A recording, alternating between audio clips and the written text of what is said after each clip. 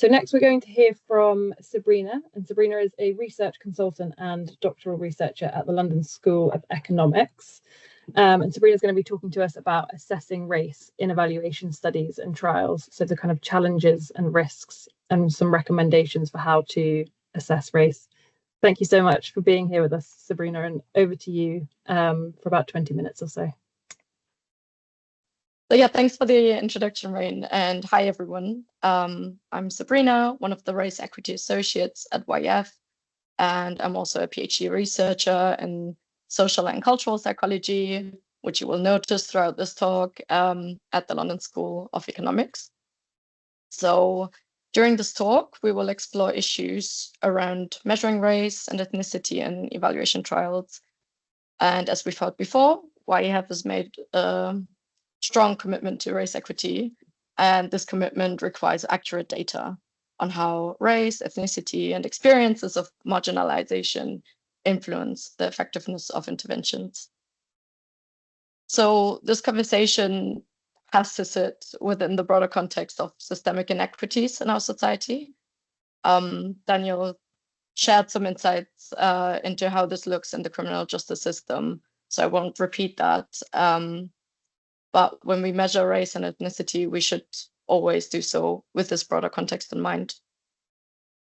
We will discuss the challenges associated with current ethnicity measures, particularly the standard ONS ethnicity categories, and explore why it's important to move beyond them to capture better the nuances around racialization and identity. Susan, can I ask you for the next slide, please? Thank you. So I've divided this talk into roughly 4 parts with a couple of bonus slides. And so then I'll ask you to skip through a couple of slides because we've already heard about quite a few things that I was going to mention. So in the beginning, I'll give a little bit of an introduction. Why is this important? Why do I, why am I here today? And then part 2, we'll go into the ONS ethnicity measure and offer some reflections on that. Part 3 is going to be about what other measures are out there, and we've thought about a couple already, like language, for example, which I'm also going to touch on. And then part 4 is about a specific technical issue that arises that has just been mentioned a lot, which is why I thought maybe it's worth touching on today, and that's multiple race categories, and how do we analyze data that is deep enough to uncover some of those mixed race identities or multiple race categories. Next slide, please.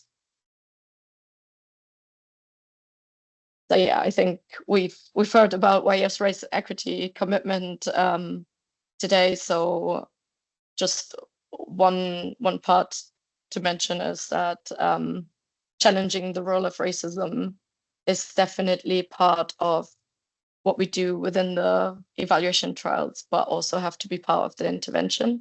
So even though I'm focusing on research as one of the 5 areas of YEF's race equity action plan, I am also going to refer back to how this needs to feed into the intervention. Next slide, please. So while we know that race and ethnicity play a significant role in young people's engagement with services, we still lack comprehensive data on how systemic racism, cultural practices, and religious beliefs influence things like accessibility or the effectiveness of interventions. So without this data, we can't fully assess whether programs are equally effective for all young people, or whether some are being unintentionally or sometimes intentionally excluded or disadvantaged. So for example, I think Fatima touched on this as well, cultural or religious practices might shape the ways young people interact with services. So if a young person in a youth mentoring program experiences a clash between religious observances and, for example, mentoring program, this will only come to light if we have assessed in some shape or form whether this child or young person observes any religious practices. Next slide, please. And then the last thing by way of introduction is that I quite like to work with a framework for equitable research by Trends, and I'm sure most of you on the call have come across them. And my talk specifically will focus on principle number 2 and 3, which is 1, make a commitment to dig deeper into the data. And number 3 is to recognize the impact that research processes itself has on communities and acknowledge your role in ensuring that research benefits the communities. Next slide, please. And then the next slide. Thanks. So about the ONS ethnicity measure. Before that, for context, ethnicity focuses on shared culture or nationality rather than racialization in general. So you can imagine that ethnicity can sit within racialization, but it doesn't have to. But it doesn't go both ways. So racialization can be a lot more than ethnicity or national identification. In the UK, the Office for National Statistics provides standardized ethnicity categories that are commonly used across surveys and evaluations. And we talked about them a little bit.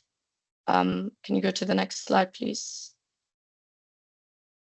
So here you can, I don't know, this is probably too small, but we all know these ethnicity categories because we've all filled in a survey at some point in our lives. So this measure was developed to provide a standardized approach for census data, which can be useful to identify target groups within evaluation trials, but might not always be the right measure to assess the influence of racial marginalization on the effectiveness of an intervention or the access or whatever might be the important bit for a specific evaluation. So here are the categories, and I invite you to reflect on which research questions can be answered with this data, with this information that this provides us with, and which research questions can't be answered. I invite you to do this in your own time. Next slide, please. So diving straight into the problems, just because we all know why we're using the ethnicity measure so often. So it offers standardization, but it has some limitations that should be considered when using it. So firstly, there's no distinction between how racial groups and geographical identities are treated. For example, Black is a racial identity based on skin phenotypes, while categories like Asian in the ONS measure often refer to broader geographical regions, such as Indian, Pakistan, or China, without clearly distinguishing between race and cultural or national origin. So this leads to a conflation of racial identity with geographical or national origins, which is just not ideal for rigorous research. Then the second point is that the categories are quite broad and inconsistent at times. So the categories differ in their breadth. For example, Black African as a broad category versus Bangladeshi as a relatively small subgroup compared to the former. And then also just the breadth, again, if we look at Asian others, this can include anyone from Iraqi over Kazakhs to Chinese, while they are separated from only South Asian countries, for example. And then the third point that I wanted to mention is that groups offered are historically underpinned for the UK context, but stand in the way of reflecting present-day Britain and local demographic realities. So there are entire regions missing, such as Central Asia, for example, leaving gaps in data for people from these regions. So these categories can lead to a misrepresentation of diverse communities and can fail to capture the full complexity of people's racial and ethnic identities when they aren't adapted to the target population. So next slide, please. Yeah. So just a couple of examples who gets misrepresented. So someone who is British born to potentially British born parents who nevertheless is read by the majority as non-white will be asked to keep categorizing themselves along those terms as some non-white category, although they may not identify with their ancestry because maybe generations back, or they may also just culturally feel very aligned with the British white majority. So another example could be individuals of multi-ethnic nations. If the purpose of the research is to explore the effect of belonging to different ethnic groups on the effectiveness of an intervention, it may be problematic if we underestimate the diversity within one group, if it doesn't apply to all groups in some shape or form.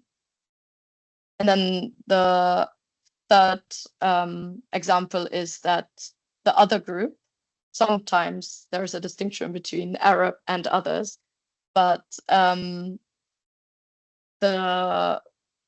very often some broad populations like Latinx find themselves in the same category as Arabs, which is okay if that works with our study's purpose, if we're mostly interested in identifying a specific subgroup, but it's less than ideal if we're trying to analyze, to conduct analyses based on these groups as well. Next slide, please.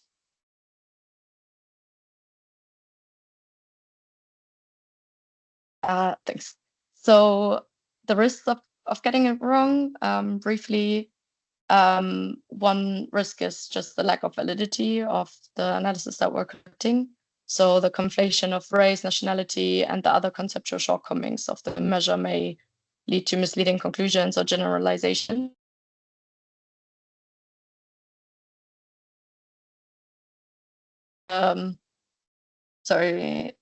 Miscategorization can be problematic when, through this wide use of this measure, individuals have become accustomed to self-categorizing as diverging from British culture, even if they don't identify with their cultural heritage, and starting to miscategorize themselves. And not fitting these categories can also just be quite frustrating. And that can also result in a practice that's called othering.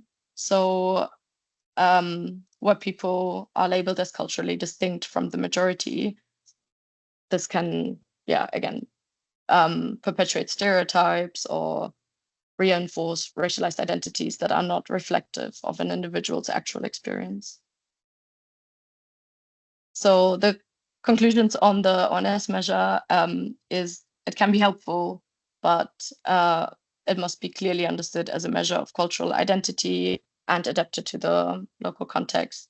The categories need to be, obviously you lose some of the standardization if you adapt the categories, but I think considering the limitations of the categories, it does often make sense to adapt those to the context that we're studying. Sorry, can you move on to the next slide, Susan? Then the second point is clarifying the purpose. So researchers should clearly state the purpose of using ethnicity measures and adjust categories accordingly, and hopefully prioritize more nuanced, inclusive approaches to race and ethnicity data collection, which I'm going to talk about now. Next slide, please. Measures beyond ethnicity. So, sorry. So the general rules, also just to reiterate, I think we're quite familiar with these by now, that it's always preferred to use specific measures over generalized ones. And secondly, the hypotheses and study objectives should determine data collection and analysis always. And thirdly, the measures that we use should be accepted by the study population, which is a very important ethical principle. So hoping to address this. Can we go to the next slide? there are several cases where it might be more appropriate to measure something beyond cultural identity. And one of these measures could be the use of language or language skills or language development, which also Fatima and Louise mentioned earlier. So depending on the project and theory of change, this could refer to the language spoken in the children and young people's households, in the children and young people's language development. It could be bilingualism as such, or one or more of these variables for their parents' language use or skills. And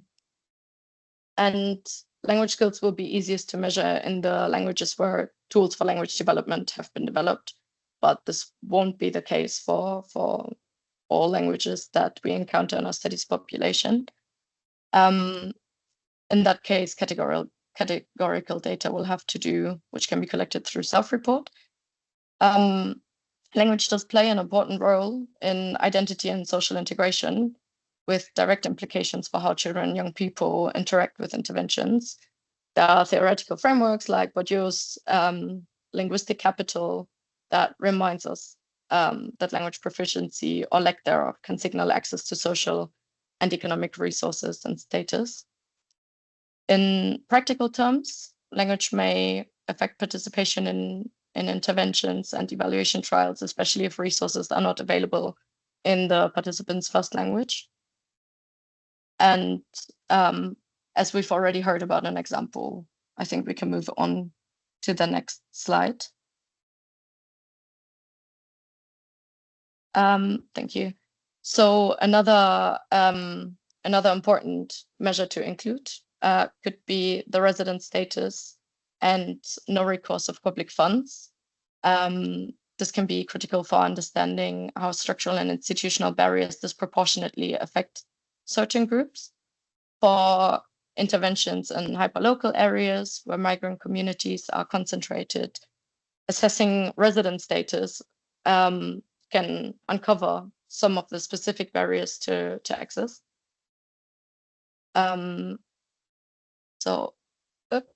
I'm sorry, I have to leave this room 1 second. If we can move on to the next slide, actually. So the third point I wanted to mention is the experience of racism that can shape young people's readiness to actually engage. And I think for this, I will quickly move out.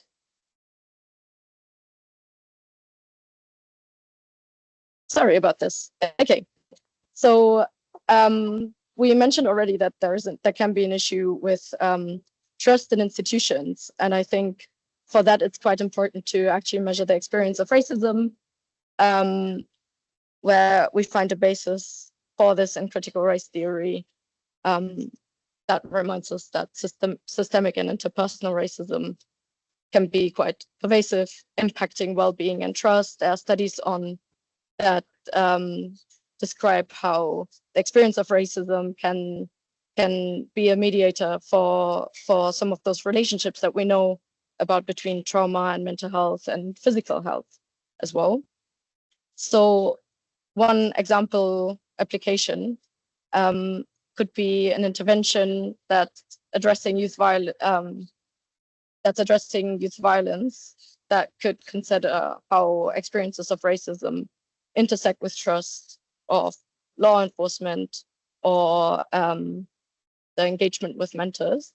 And Nathan mentioned this previously, and I think it's quite important to add this level of analysis to evaluation trials. Even if this is an individual level measure, we can still draw interpretations of how this interacts onto what the systemic barriers are and how they influence the effectiveness of specific trials.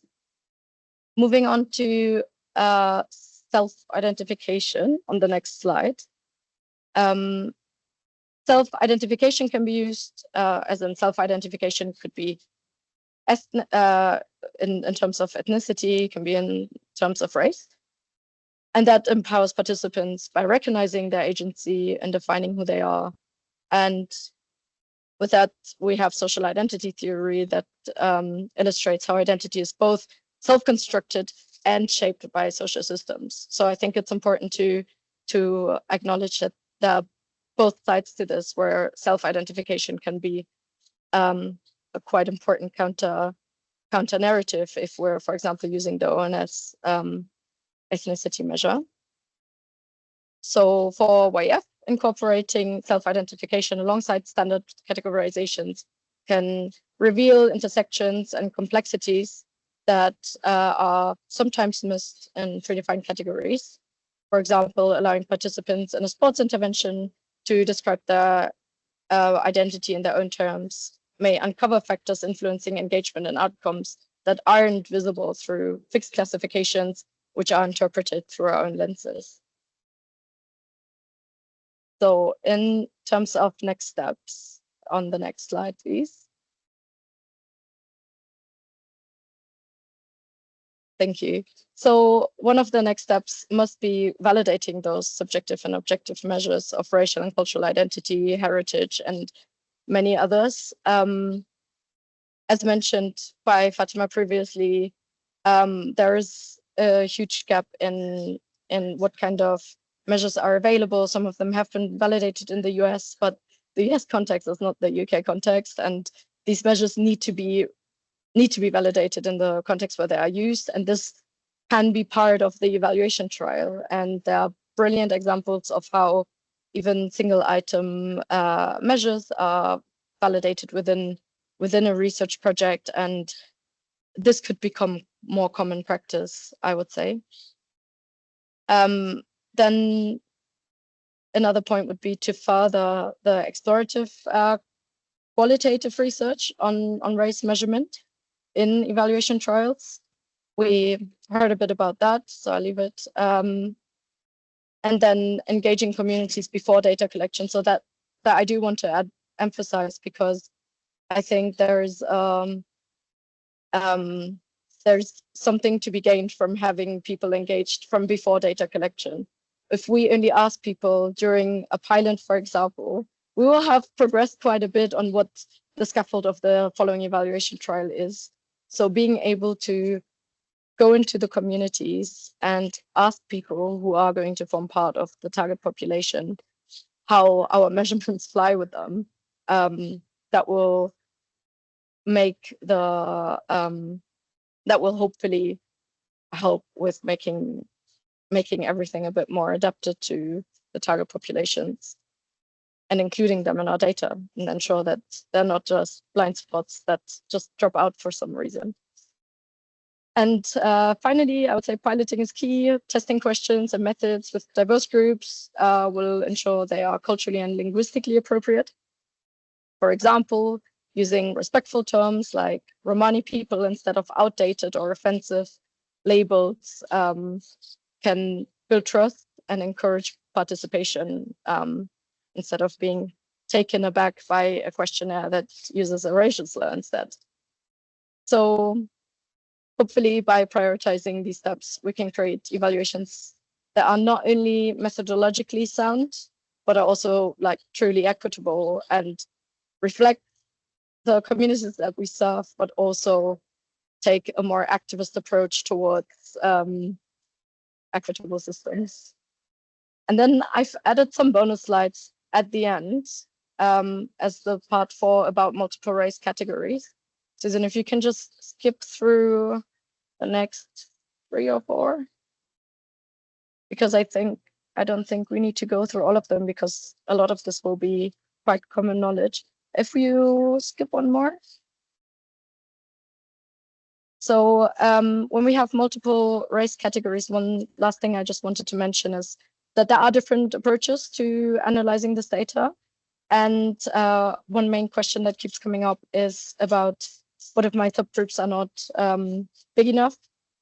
For one, take all of the steps that I talked about earlier and that Fatima talked about earlier and see whether you're not solving this problem by adapting the evaluation so it doesn't exclude people or takes people aback.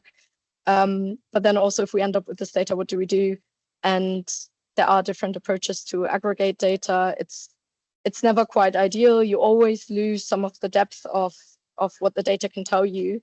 But one approach I want to highlight is the slash approach, which basically can make binary variables. And what I want to say here is that the only binary variables are not just white versus non-white. It can also be more interesting and indicated by prior research to actually compare different groups in specific contexts. So again, your research project should be should be aligned with what approach you take here. Next slide, please. Yeah, just wanted to thank everyone, and please reach out if you have any questions or suggestions, or you disagree wildly. I would be very interested in the conversation always.